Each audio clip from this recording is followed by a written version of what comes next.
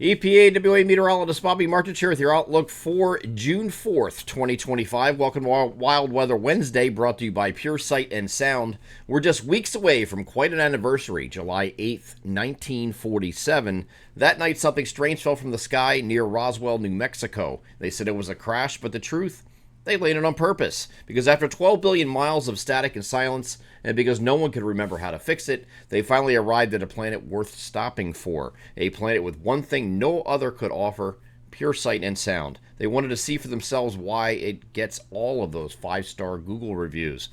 Call Ed at the phone number above me here in the video, 570-992-2992, or visit them on the web at puresightandsound.com. In a universe of noise and confusion, talk with Ed about their out-of-this-world systems and down-to-earth service. Indoors or out, sound or full audio, video, they've got it all, and they'll help you every step or every light year of the way. They're Pure Sight and Sound Incorporated, proud sponsor of the Wednesday video forecast. I have my golf hat on today because that's what I did today.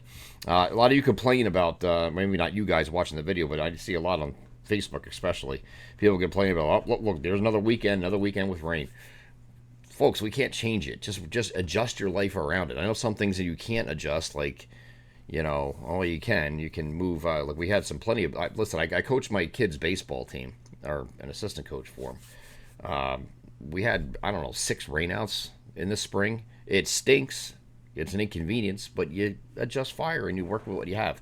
We can't change the weather, folks. That's what it is. And these endless weekends of rain at least one of those days, which looks like it's going to happen this weekend, nothing you can do about it. You just got to roll with it. Life throws you lemons, you make lemonade, right? So in my case, not golfing Saturday because it's going to be raining, so I golfed today. It was a beautiful day today. It was no problem. I don't know where all the complaints are coming from. That's why they made paid time off days. And if you don't have a paid time off days, maybe you should get another job. No, I'm just kidding. I understand some people can't, but just do the best to work around it. It is what it is. We really can't change it. Big high pressure sitting off the Carolina coast here is going to provide some increased heat and humidity today. You're going to feel the humidity a lot more today than you have even yesterday. Yesterday was gorgeous. I mean, it was a perfect golf day. It really was. You got my golf hat on, But anyway, so today, heat and humidity moving the reason, but there is a caveat, of course. We have the Canadian wildfire smoke that I talked about in yesterday's video. I don't want to really get too involved with that. I mean, I see people out there making a big deal about this. It's mostly elevated. You might have a little bit of near surface smoke, and for that reason, they do have the National Weather Service, or actually this would be the Pennsylvania and New Jersey Departments of Environmental Protection, have put out air quality alerts, which are in these gray shaded counties you see here. This is from the National Weather Service website.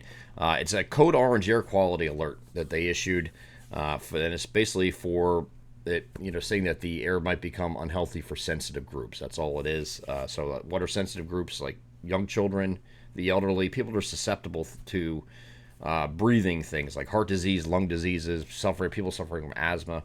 You might feel it a little bit if you're outdoors doing like strenuous activity. Okay, so if you're just walking around, you should be fine. This isn't something that's oh no, we need to lock ourselves inside and hide the women and children and all that nonsense. No, we're not doing that.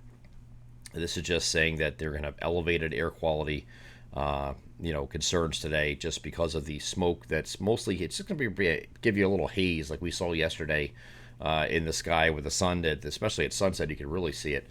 But you might get some near surface smoke, but it's not going to be a huge deal. Not as bad as some we've had just like a couple years ago. Remember that we had that looked very apocalyptic. It's not going to be that bad, okay?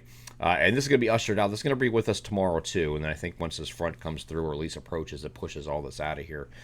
So heat and humidity with this high pressure here are going to remain in place for the next 2 days. We'll call partly cloudy here tomorrow. And then Friday would be the next chance for rain, but I think it's going to be the interior areas, north, central, northeast PA for that. We're going to keep an eye on this system right here, but I really don't think it's going to be turned into a big deal. The National Hurricane Center, that's right, it is hurricane season, started on June 1st, has given this a 10% chance of development, but either way, there's going to head out in this direction. Why do I know that? We have a cold front here, so it can't go through a cold front, right? So it's going to pick it up and send it northeast and out of our area either way, so it's not going to be a concern for our area. Even if it does develop, it's just going to be probably a low pressure center, but has a 10% chance of developing subtropical or tropical characteristics. It doesn't mean it's going to turn into this big tropical storm or hurricane necessarily. It could just be like a depression. We'll see. I don't even think it gets to that. Again, 10% chance of that happening. The front's going to pick it up and send it northeast. And there you can see that moving. Here it is right here, moving off the coast. But see where it's going? It's going northeast. So we get to, this is late in the day here on Friday. Notice the European model only takes the precipitation up into the areas northwest of there. So it doesn't take it into New Jersey, most of New Jersey, if not all, east central, southeast PA, and point southeast. It doesn't have anything getting here during the daylight hours on Friday. Now, overnight, you might have a few showers rotate through, but this is all confined to mainly north central, northeast PA. NAM generally agrees with that idea. It's a little bit further southeast than the European model is, but even that's not much. Okay, so you could have a late day thunderstorm in some of these areas, but this is 8 o'clock in the evening. So anything after that point doesn't even have anything on the NAM beyond that point. But anything after that point may give you, something overnight, okay, when everybody's sleeping. So then here on Saturday, that is their day. We have the most concentrated area of scattered showers and thunderstorms. I want to see the short-range models come into play here before I give you exact time frames yet. So we don't have that in range yet. Once we do have a better understanding about how Saturday evolves, I don't think it's going to be an all-day washout, but there's going to be opportunities for scattered showers and or thunderstorms in the afternoon. So we will continue to follow this over the next couple of days. Obviously, give you a better timeline once those models are in range. Right now, we're looking at it every 6-hour precipitation for Saturday. I just don't think it's going to be that much. I don't think it's going to be like a wash on Saturday. Starting to think that we were going to have some opportunities on Saturday for scattered showers and thunderstorms, but not the entire day is lost. And then when we get to Sunday, it looks like we're back to partly cloudy skies. Temperatures are going to come down, so will the humidity as winds shift to the northwest, and we're going to get what looks to be temperatures in the mid to upper 70s here on Sunday. Another cold front's going to approach here on Monday. Another increase in clouds late in the day. These are late day thunderstorms possible with this frontal boundary that goes into the overnight, and then Tuesday in its wake.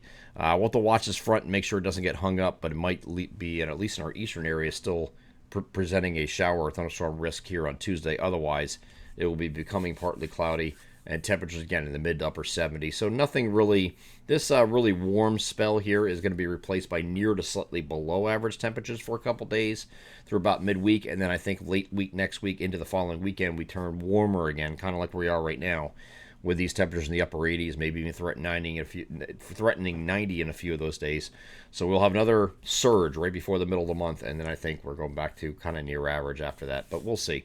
But right now, that's our next surge coming in. We're looking at that would be mid to late week next week into the following weekend. But this weekend will not be as warm as it will be over the next 3 days. I'm EPA meteorologist Bobby Martis. That is your outlook for June 4th, 2025. Have a great Wednesday.